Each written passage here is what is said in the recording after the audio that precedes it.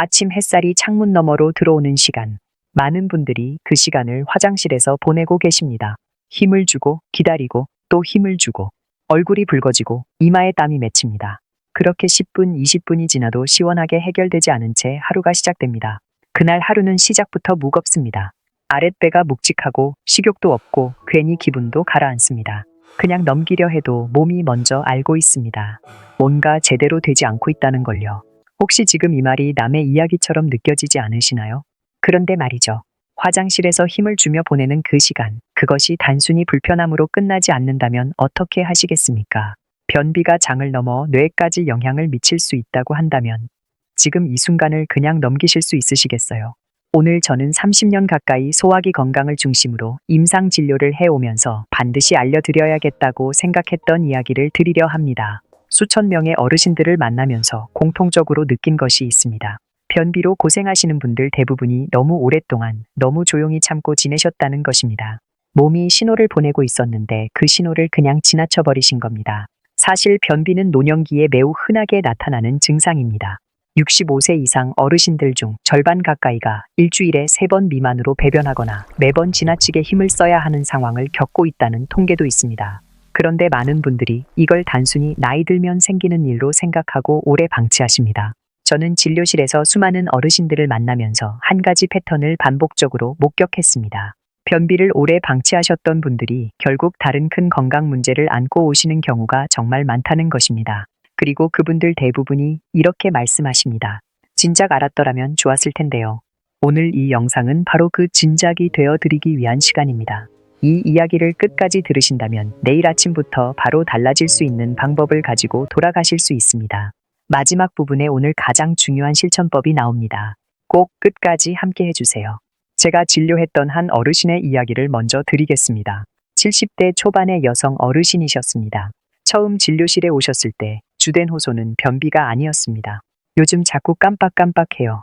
어제 뭘 먹었는지도 잘 생각이 안 나고 손자 이름이 순간 안 떠오를 때도 있어요 라고 말씀하셨습니다. 기억력 저하 때문에 걱정이 되어 오신 것이었습니다. 이런저런 문진을 이어가다가 제가 여쭤봤습니다. 화장실은 자주 가세요? 그 질문에 어르신은 잠시 멈추셨습니다. 그리고는 그게 사실 요즘 4일에 한 번 갈까 말까 해요. 그냥 원래 그런 줄 알았는데 라고 하셨습니다. 원래 그런 줄 알았다. 이 말이 마음에 걸렸습니다. 자세히 이야기를 들어보니 변비 증상은 사실 3년 전부터 서서히 시작됐습니다. 처음에는 이틀에 한 번 가던 것이 3일에 한 번으로 바뀌었고 어느 순간부터는 약국에서 구입한 변비약을 드시기 시작하셨습니다. 처음에는 한 알로 해결이 됐는데 1년이 지나자 2알로 늘었고 또 1년이 지나자 2알도 예전만큼 효과가 없었습니다. 그렇게 조용히 하지만 꾸준히 장은 더 무뎌져 갔던 것입니다. 일상생활에서도 조금씩 불편함이 쌓여갔습니다. 아랫배가 항상 묵직한 느낌이라서 바깥 외출을 꺼리게 됐습니다. 점심자리에서 식사를 해도 배가 잘 꺼지지 않으니 입맛도 줄었습니다. 잠자리에 들어도 불편함 때문에 숙면이 어려웠고 낮에는 자꾸 피곤하셨습니다. 가족들은 요즘 왜 자꾸 피곤해 하세요? 라고 물었지만 어르신은 그냥 나이 탓으로 돌리셨습니다. 그런데 진짜 문제는 여기서 시작됩니다. 장이 제 기능을 하지 못하면 우리 몸 안에서는 조용한 변화들이 일어납니다. 소화되지 못한 물질들이 장 속에 오래 머물면서 몸 전체에 영향을 줄 수 있고 장내 환경 자체가 점차 나빠지게 됩니다. 숙면이 어려워지고 면역 기능이 떨어지고 기분도 이유 없이 가라앉습니다. 이것이 누적되면 단순한 피로가 아닌 몸 전반의 기능 저하로 이어질 수 있습니다. 어르신의 기억력 저하도 그와 무관하지 않았습니다. 또 한 가지 이야기를 드리겠습니다. 제가 진료했던 80대 남성 어르신은 20년 넘게 변비약을 드셨던 분입니다. 처음엔 약 한 알이면 충분했습니다. 그런데 5년이 지나자 2알이 됐고 10년이 지나자 3알, 4알로 늘어났습니다. 결국에는 약을 4알이나 드셔도 이틀에 한 번밖에 화장실을 못 가시게 됐습니다. 그분이 제게 물으셨습니다. 선생님, 저는 이제 어떻게 해야 합니까? 그 목소리에 담긴 절망감이 지금도 기억납니다. 그분의 경우 이미 장이 스스로 움직이려는 힘을 많이 잃어버린 상태였습니다. 약이 오랫동안 대신 일을 해주다 보니 장 자체가 그 역할을 포기한 것입니다. 회복하는 데 훨씬 긴 시간이 걸렸습니다. 3년이라는 시간 혹은 20년이라는 시간 동안 몸이 보내는 신호를 그냥 지나쳐 오셨던 겁니다. 처음에 작은 신호 하나가 쌓이고 쌓여 결국 뇌 건강에까지 영향을 줄 수 있는 상태가 되었던 것입니다. 하지만 지금 이 영상을 보고 계신다면 아직 늦지 않았습니다. 왜 장이 나빠지면 뇌에까지 영향을 줄까요? 이걸 이해하시려면 먼저 우리 몸 안에 제2의 뇌라고 불리는 곳이 있다는 걸 아셔야 합니다. 바로 장입니다. 장에는 뇌 다음으로 많은 신경세포가 모여 있습니다. 약 1억 개 이상의 신경세포가 장 주위를 감싸고 있고 이 신경망은 뇌와 쉬지 않고 신호를 주고받습니다. 이것을 장노의 축이라고 부릅니다. 뇌가 장에게 명령을 내리기도 하지만 반대로 장에서 만들어진 물질이 뇌로 올라가 영향을 주기도 합니다. 우리가 잘 알고 있는 행복 호르몬, 세로토닌. 사실 이 세로토닌의 약 90%가 장에서 만들어집니다. 뇌에서만 나온다고 생각하셨던 분들도 많으실 텐데 실제로는 장이 훨씬 더 많은 양을 생산합니다. 그리고 이 세로토닌은 기분 조절뿐 아니라 장 운동 자체에도 관여합니다. 장내 환경이 나빠지면 세로토닌 생산이 줄어들고 장 운동이 느려지며 동시에 뇌에서도 기분 조절이 어려워집니다. 이유 없이 우울하거나 의욕이 없거나 집중력이 떨어지는 느낌이 든다면 그것이 장의 신호일 수 있습니다.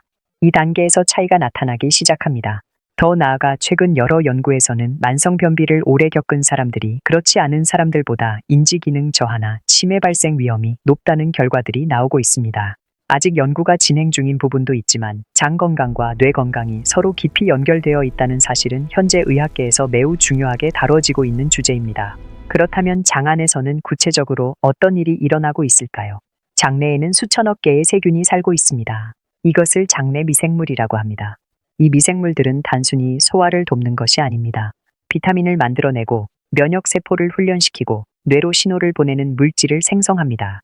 말하자면 장내 세균은 우리 몸의 작은 공장 같은 존재입니다. 그런데 이 공장이 제대로 돌아가려면 균형이 필요합니다. 유익균과 유해균이 적절한 비율로 유지되어야 합니다. 변비가 만성화되면 이 균형이 무너지기 시작합니다. 유해균이 늘어나면서 장벽이 약해지고 몸 안으로 들어오지 말아야 할 물질들이 혈류를 타고 퍼져나갑니다. 이 염증 신호는 결국 뇌에도 도달할 수 있습니다. 몸은 생각보다 조용히 신호를 보냅니다. 변비약에 오랫동안 의존하게 되면 장이 스스로 움직이려는 반응이 점점 약해질 수 있다는 점도 중요합니다. 약이 대신 일을 해주니까 장 자체의 근육 활동이 줄어드는 것입니다. 처음에는 한 알로 되던 것이 두 알, 세 알로 늘어나는 이유가 여기에 있습니다. 이것은 약이 나쁘다는 말이 아닙니다. 단기적인 도움은 필요할 수 있습니다. 하지만 근본적인 해결 없이 약에만 의존하면 시간이 갈수록 장 스스로의 힘이 약해질 수 있다는 뜻입니다. 그렇다면 장을 다시 깨우려면 어떻게 해야 할까요? 답은 의외로 우리 식탁 가까이에 있습니다. 특별하거나 비싼 것이 아닙니다. 오랫동안 우리 곁에 있었지만 그 진짜 가치를 모르고 지나쳤던 세 가지 음식입니다. 지금부터 하나씩 말씀드리겠습니다. 변비를 오래 방치했을 때 몸에서 나타나는 변화들은 처음에는 매우 조용합니다. 배변 횟수가 줄어드는 것 외에 특별히 아프거나 눈에 띄는 증상이 없을 수 있습니다. 그래서 더 오래 방치하게 됩니다. 하지만 시간이 지나면서 몸은 다양한 방식으로 신호를 보내기 시작합니다. 첫 번째로 식욕 변화입니다. 장 안에 내용물이 오래 머물면 위장이 포만감을 더 일찍 느끼게 됩니다. 밥을 조금만 먹어도 배가 부른 느낌 혹은 식사 자체가 당기지 않는 느낌이 드실 수 있습니다. 이것을 단순히 입맛이 없어진 것으로만 보고 넘기시는 분들이 많습니다. 두 번째로 피부와 안색의 변화입니다. 장에서 독소가 제대로 배출되지 못하면 피부로 영향이 나타날 수 있습니다. 얼굴이 칙칙해지거나 자꾸 뾰루지가 나거나 피부가 건조해지는 느낌이 드신다면 장 건강을 한번 점검해 보실 필요가 있습니다. 세 번째로 수면의 질 저하입니다. 뱃속이 불편하면 잠이 깊이 들지 않습니다. 새벽에 자꾸 깨거나 자고 나도 개운하지 않은 느낌이 든다면 장의 불편함이 수면에까지 영향을 주고 있을 수 있습니다. 네 번째로 이유 없는 피로감입니다. 잠을 충분히 자도 낮에 자꾸 졸리고 몸이 무겁습니다. 이걸 나이 탓으로만 생각하시기 쉽지만 장 건강이 회복되면서 이 피로감이 줄어드는 경우를 임상에서 많이 경험합니다. 다섯 번째로 감정의 기복입니다. 앞서 말씀드린 것처럼 세로토닌의 대부분이 장에서 만들어집니다. 장 환경이 나빠지면 기분이 자꾸 가라앉거나 이유 없이 짜증이 나거나 무기력한 느낌이 들 수 있습니다. 그리고 여기서 한 가지 더 말씀드려야 할 것이 있습니다. 배변 시 지나치게 힘을 쓰는 것 자체가 혈압 상승을 유발할 수 있습니다. 고혈압이나 심장질환이 있으신 어르신들께는 이것이 단순한 불편함을 넘어 건강상의 위험 요소가 될 수 있습니다. 또한 항문 주위 혈관에 지속적인 압력이 가해지면 치질로 이어질 수 있으며 치질이 생기면 배변이 더욱 두려워지는 악순환이 시작됩니다. 변비는 그냥 두면 저절로 나아지는 증상이 아닙니다. 장이 스스로 다시 활발해지도록 도와주는 무언가가 필요합니다. 지금부터 소개할 3가지 음식이 바로 그 역할을 해줄 수 있습니다. 첫 번째 음식, 다시마. 다시마 하면 보통 국물 낼 때나 쓰는 재료로만 생각하시는 분들이 많으십니다. 하지만 다시마 속에는 알긴산이라는 매우 특별한 성분이 들어 있습니다. 알긴산은 물을 만나면 젤처럼 부드럽게 변하는 성질이 있습니다. 장 속에서 이 젤 성분이 굳어있던 변을 부드럽게 감싸주면서 배출이 훨씬 쉬워지게 도와줍니다. 딱딱하게 굳어있던 변이 촉촉하게 풀리는 것입니다. 동시에 장벽을 자극 없이 부드럽게 감싸주는 보호작용도 합니다. 말하자면 장에 윤활유를 넣어주는 것과 비슷한 효과입니다. 가장 간편하게 활용하는 방법은 다시마 우린물입니다. 다시마 10cm 정도를 물 500ml에 담가 하룻밤 두면 아침에 알긴산이 충분히 우러난 물이 됩니다. 이것을 아침 공복에 1컵 드시고 저녁 식사 전에 1컵 더 드시면 됩니다. 물이 약간 걸쭉하게 느껴지신다면 그것이 알긴산이 잘 우러난 신호입니다. 다만 갑상선 기능에 이상이 있으신 분들은 요오드 함량 때문에 과다 섭취를 피하시고 반드시 담당 의사와 먼저 상의하신 후에 드시는 것이 좋습니다. 두 번째 음식, 키위. 키위에는 액티니딘이라는 단백질 분해 효소가 들어 있습니다. 이 효소는 장 운동을 자극하는 데 도움을 줍니다. 또한 키위에는 수용성 식이섬유가 풍부하게 들어 있어서 변을 촉촉하고 부드럽게 유지해 줍니다. 키위를 꾸준히 먹으면 변이 부드러워질 뿐 아니라 장 속에서 유익균의 먹이가 되어 장내 환경 자체를 바꿔줍니다. 단순히 한번 시원하게 나오는 것이 아니라 장이 건강한 리듬을 되찾도록 돕는 것입니다. 특히 키위는 혈당 지수가 낮은 편이라 당뇨나 혈당 관리가 필요하신 분들도 비교적 안심하고 드실 수 있는 과일입니다. 매일 아침 공복에 키위 2개를 드시는 것이 가장 효과적입니다. 껍질째 드시면 식이섬유를 더 많이 섭취할 수 있지만 부담스러우시다면 깨끗이 씻어서 속만 드셔도 충분합니다. 위산 역류가 있으신 분들은 공복보다 식후에 드시는 것이 편할 수 있습니다. 그리고 처음 드실 때 입술이나 혀가 약간 따끔거리는 느낌이 드실 수 있는데 이것은 액티니딘 효소 때문이니 너무 걱정하지 않으셔도 됩니다. 세 번째 음식, 우엉. 우엉계는 이눌린이라는 성분이 들어 있습니다. 이눌린은 천연 프리바이오틱스로 장 속 유익균의 먹이가 됩니다. 유익균이 늘어나면 장내 환경이 개선되고 장 운동이 자연스럽게 활발해집니다. 단순히 변을 밀어내는 것이 아니라 장 자체의 환경을 바꿔주는 근본적인 접근입니다. 우엉의 또 다른 장점은 장내 세균의 다양성을 높여준다는 것입니다. 유익균 한 종류만 많은 것보다 다양한 종류의 균들이 균형 있게 존재하는 것이 장 건강에 훨씬 유리합니다. 마치 한 가지 작물만 재배하는 밭보다 다양한 식물이 자라는 숲이 더 건강한 것처럼 장 안에서도 다양성이 중요합니다. 우엉차를 만드는 방법은 간단합니다. 우엉을 깨끗이 씻어 얇게 썬 다음 우엉 50g 정도를 물 1리터에 넣고 약한 불에서 20분 정도 끓이면 됩니다. 이것을 하루 2-3컵 나눠 드시면 됩니다. 신장 기능에 이상이 있으신 분들은 칼륨 함량 때문에 과다 섭취를 피하시고 담당 의사와 먼저 상의하시기 바랍니다. 이 3가지 음식을 식탁에 올리시는 것과 함께 생활 습관도 함께 바꾸시면 변화는 훨씬 빠르게 느껴집니다.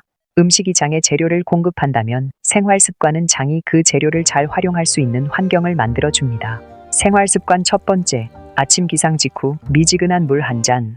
밤새 잠든 장을 부드럽게 깨우는 가장 간단한 방법입니다. 차가운 물은 오히려 장을 갑작스럽게 자극할 수 있고 너무 뜨거운 물은 점막에 부담을 줄 수 있습니다. 청아 비슷한 미지근한 물 200ml 정도를 천천히 마셔주세요. 이 습관이 왜 중요하냐면 우리가 잠을 자는 동안 장도 함께 쉬고 있기 때문입니다.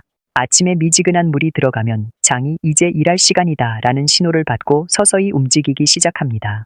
겨울에 차가운 날씨에 몸을 풀고 스트레칭을 먼저 하듯이 장에게도 부드러운 워밍업이 필요합니다. 이것이 바로 미지근한 물 1잔이 하는 일입니다. 생활 습관 두 번째, 화장실 자세 바꾸기. 양병이에 앉으실 때 발밑에 작은 받침대를 놓고 발을 올려보세요. 무릎이 배보다 약간 위로 오는 자세가 됩니다. 이 자세는 직장과 항문의 각도를 자연스럽게 펴주어 힘을 덜 주고도 배변이 훨씬 쉬워집니다.